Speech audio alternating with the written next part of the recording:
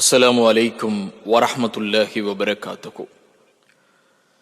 பெண்கள், இவர்களுக்கு மன அழுத்தம், கவலை, நோய், வீட்டிலே இருக்கக்கூடிய அனைவருக்கும் அவர்கள் செய்ய வேண்டிய பொறுப்புகள், இப்படியாக பல பணிகளிலே தன்னை ஈடுபடுத்திக் கொள்ளக்கூடிய இதே பெண்களை போன்றுதான் அல்லாஹ்வுடைய தூதர் ஸல்லல்லாஹு அலைஹி வஸல்லம் அவர்களுடைய அன்பு மகள் ஃபாத்திமா ரலியல்லாஹு அன்ஹா அவர்களும் இருந்தார்கள்.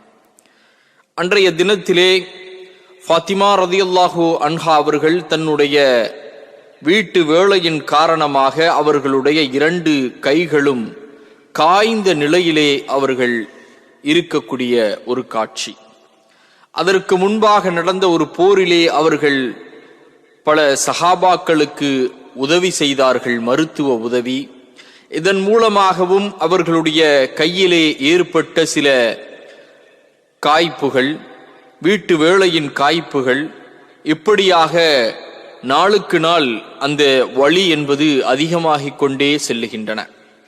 ஒரு நாள் ஃபாத்திமா ரலியல்லாஹு அன்ஹா அவர்கள் அல்லாஹ்வுடைய தூதர் ஸல்லல்லாஹு அலைஹி வஸல்லம் அவர்களை சந்தித்து அவர்களிடத்திலே இருக்கக்கூடிய அடிமைகள் யாராவதை அழைத்து கொண்டு தம்முடைய வீட்டு வேலைக்கு அவர்களை அழைத்து வரலாம் என்று எண்ணி அலி ரலியல்லாஹு அன்ஹு அவர்களிடத்திலும் இதனை சொன்ன நேரத்திலே, நீங்கள் உங்களுடைய தந்தை முஹம்மது ஸல்லல்லாஹு அலைஹி வஸல்லம் அவர்களை சந்தித்து நீங்கள் அடிமை யாராவது அழைத்து கொண்டு வீட்டு வேலைக்காக நீங்கள் அழைத்து வரலாம் என்று சொல்லுகின்றார்கள்.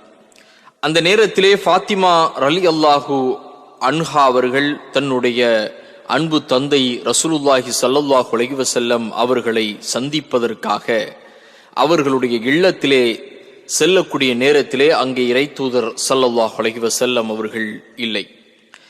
இந்த நேரத்தில் தான் ரசூலுல்லாஹி ஸல்லல்லாஹு அலைஹி வஸல்லம் அவர்கள் சிறிது நேரம் கழித்து தன்னுடைய வீட்டுக்கு வந்த சமயத்தில் அன்னை ஆயிஷா ரலியல்லாஹு அன்ஹா அவர்கள், உங்களுடைய மகள் ஃபாத்திமா ரலியல்லாஹு அன்ஹா அவர்கள் நம் வீட்டுக்கு வந்தார்கள் உங்களை தேடி என்று சொல்லுகின்றார்கள். அந்த நேரம் என்பது சஹருடைய நேரமாக இருந்தது. உடனே ஏதோ என்று ரசூலுல்லாஹி ஸல்லல்லாஹு அலைஹி வஸல்லம் அவர்கள் தன்னுடைய மகள் திடீரென்று நம் வீட்டுக்கு வருவதற்கான காரணம் என்ன என்று பதட்டத்தோடு ஃபாத்திமா ரலியல்லாஹு அன்ஹா அவர்களுடைய இல்லத்திற்கு செல்லுகின்றார்கள். அது குறிப்பாக தஹஜ்ஜத்துடைய நேரமாக இருந்தது. பிறகு அவர்கள் அஸ்ஸலாமு அலைக்கும் வரஹ்மத்துல்லாஹ் என்று சொல்லி வீட்டிலிருந்து பதில் வந்ததும் ஃபாத்திமா ரலியல்லாஹு அன்ஹா அவர்களின் இல்லத்திற்கு உள்ளே செல்லுகின்றார்கள் ரசூலுல்லாஹி ஸல்லல்லாஹு அலைஹி வஸல்லம் அவர்கள். சென்றவுடன் அலி ரலியல்லாஹு அன்ஹு அவர்களும் ஃபாத்திமா ரலியல்லாஹு அன்ஹா அவர்களும் ஒரு இடத்திலே அமர்ந்திருக்கின்றார்கள். ரசூலுல்லாஹி ஸல்லல்லாஹு அலைஹி வஸல்லம் அவர்கள் 2 நபரையும் பார்த்து, நீங்கள் இன்னும் தொழுகவில்லையா, தஹஜ்ஜத் தொழுகவில்லையா என்று கேட்கிறார்கள். பிறகு அல்லாஹ்வுடைய தூதர் ஸல்லல்லாஹு அலைஹி வஸல்லம் அவர்கள் தன்னுடைய அன்பு மகளை பார்த்து, நான் இல்லாத நேரத்திலே வீட்டிற்கு நீங்கள் வந்து சென்றதை அன்னை ஆயிஷா ரலியல்லாஹு அன்ஹா அவர்கள் என்னிடத்திலே கூறினார்கள். என்ன காரணம் நீங்கள் எங்கள் வீட்டிற்கு வந்ததற்கு என்று கேட்டார்கள். உடனே அல்லாஹ்வுடைய தூதர் ஸல்லல்லாஹு அலைஹி வஸல்லம் அவர்களுடைய அன்பு மகள் ஃபாத்திமா ரலியல்லாஹு அன்ஹா அவர்கள் தான் வந்த நோக்கத்தை சொல்லுகின்றார்கள். அல்லாஹ்வுடைய தூதரே, என் அருமை தந்தையே, எனக்கு பணிவிடை செய்வதற்கு ஏதாவது அடிமைகள் உங்களிடத்திலே இருந்தால் இங்கே நீங்கள் அனுப்பி வையுங்கள், என்னிடம் தாருங்கள், எனக்கு மிக உதவியாக இருக்கும் வீட்டு வேலைக்காக என்று சொல்லுகின்றார்கள். அந்த நேரத்திலே ரசூலுல்லாஹி ஸல்லல்லாஹு அலைஹி வஸல்லம் அவர்கள் நாம் சொல்லக்கூடிய இந்த ஹதீஸ் புகாரியிலே பதிவு செய்யப்பட்டிருக்கிறது. 3705வது ஹதீஸாக அலி ரலியல்லாஹு அன்ஹு அவர்கள் இந்த ஹதீஸை சொல்லுகின்றார்கள். அல்லாஹ்வுடைய தூதர் ஸல்லல்லாஹு அலைஹி வஸல்லம் அவர்கள் அந்த நேரத்திலே, அடிமைகள் உங்களிடத்திலே இருப்பதை விட உங்களுக்கு அதைவிட சிறப்புக்குரிய ஒன்றை நான் கற்றுத்தரட்டுமா என்று இருவரிடத்திலும் கேட்டார்கள் இறை தூதர் ஸல்லல்லாஹு அலைஹி வஸல்லம் அவர்கள். இருவரும் அல்லாஹ்வுடைய தூதர் ஸல்லல்லாஹு அலைஹி வஸல்லம் அவர்கள் நமக்கு ஒரு அழகிய ஒன்றை கற்றுத்தர இருக்கின்றார்கள் இதன் மூலமாக நமக்கு சில பழுதுகள், சில நோய்கள், சில கவலைகள், சில வேளைகள் குறையும் என்று நினைத்து அதை எனக்கு கற்றுத்தாருங்கள் என்று ஆர்வத்தோடு கேட்கிறார்கள். அந்த நேரத்திலே அல்லாஹ்வுடைய தூதர் ஸல்லல்லாஹு அலைஹி வஸல்லம் அவர்கள், நீங்கள் இருவரும் படுக்கைக்கு செல்லக்கூடிய நேரத்திலே 34 முறை அல்லாஹு அக்பர் என்று சொல்லுங்கள். இதற்கு முன்பாக ஒரு துஆவை அல்லாஹ்வுடைய தூதர் ஸல்லல்லாஹு அலைஹி வஸல்லம் அவர்கள் ஃபாத்திமா ரலியல்லாஹு அன்ஹா அவர்களுக்கு கற்றுக் கொடுத்தார்கள். அதை நாம் இதற்கு பிறகு பார்க்கலாம். அல்லாஹ்வுடைய தூதர் ஸல்லல்லாஹு அலைஹி வஸல்லம் அவர்களுடைய படுக்கை முறையாகவும் அதற்கு முன்பாக இதை செய்துவிட்டு இந்த துஆவை ஓதிவிட்டுத்தான் படுப்பார்கள். பிறகு ஃபாத்திமா ரலியல்லாஹு அன்ஹா அவர்களிடத்திலே, நீங்கள் படுக்கைக்கு செல்லக்கூடிய நேரத்திலே 34 முறை அல்லாஹு அக்பர், 33 முறை சுப்ஹானல்லாஹ், 33 முறை அல்ஹம்துலில்லாஹ் என்று ஓதிவிட்டு இந்த துஆவையும் நீங்கள் ஓதுங்கள். உங்களுக்கு அடிமை இருப்பதை விட சிறப்புக்குரிய ஒரு அழகிய திக்ர் என்று சொன்னார்கள். அந்த துஆ என்ன, அந்த துஆவினுடைய பொருளையும் நாம் பார்க்க வேண்டும். முதலிலே அந்த துஆவை நாம் கற்றுக்கொள்ளுவோம். இதோ அந்த துஆ.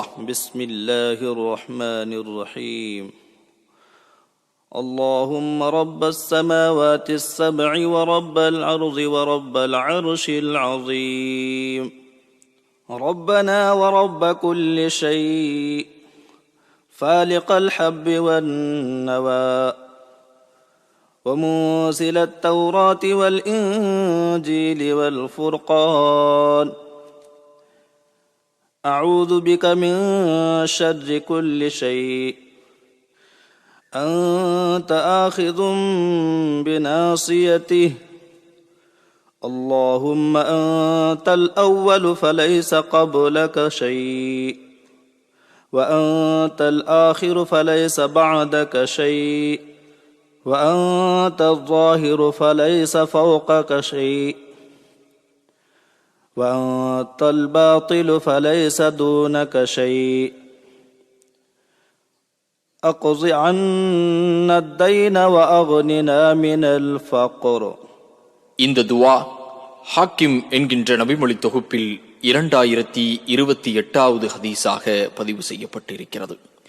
இந்த துஆவினுடைய பொருள், இறைவா, 7 வானங்களின் அதிபதியே, பூமியின் அதிபதியே, மகத்தான அரியணையின் அதிபதியே, எங்கள் இறைவா, அனைத்து பொருட்களின் அதிபதியே, தானிய வித்துக்களையும் விதைகளையும் பிளந்து தாவரங்களை முளைக்கச் செய்பவனே, தௌராத், இன்ஜில், புர்கான் என்னும் சொல்லக்கூடிய குர்ஆன் ஆகிய மறைகளை அருளியவனே, அனைத்து பொருட்களின் தீங்கிலிருந்தும் உன்னிடம் நான் பாதுகாப்பு கோருகிறேன். அவற்றின் முன்னெற்றி ரோமங்களை நீயே பிடித்துள்ளாய். இறைவா, நீயே முதலானவன், உனக்கு பின்னர் வேறெதுவும் இல்லை. நீயே இறுதியானவன், உனக்கு பிறகு வேறு எதுவும் இல்லை.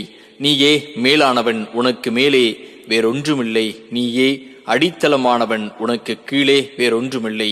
எங்கள் கடன்களை நிறைவேற்றி வைப்பாயாக, எங்கள் கடன்களை நிறைவேற்றி வைப்பாயாக. வறுமையில் இருந்து காத்து எங்களை தன்னிறைவு கொள்ளச் செய்வாயாக.